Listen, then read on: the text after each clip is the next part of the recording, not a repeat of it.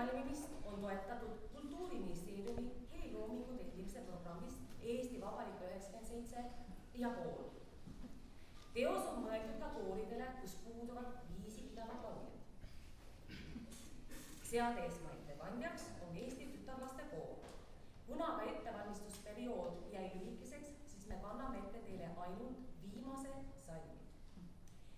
Publiku ülesandeks on ära arvata laulu helilooja, laulu sõnadautor, teksti sõnadautor ja kui te meie väga heast diktsioonist aru saate, siis täpselt kindel koht ja tekstilõik, mida me teile täna ette kanname.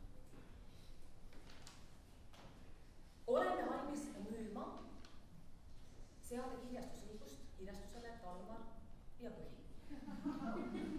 Peale esimest ettekannet palume mitte aplodeerida, vaid vastata õigetele küsimustele. Head kuulamist.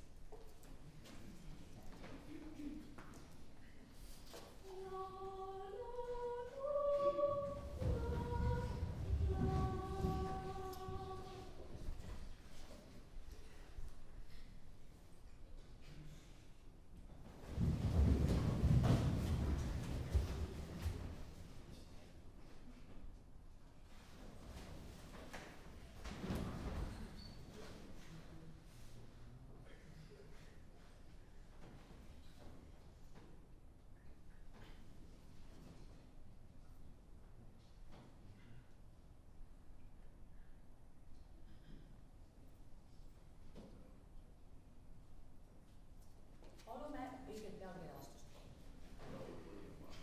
Kuidas? Laul Põhjamaast, teksti autor. Enne Vetemaa. Milline salm?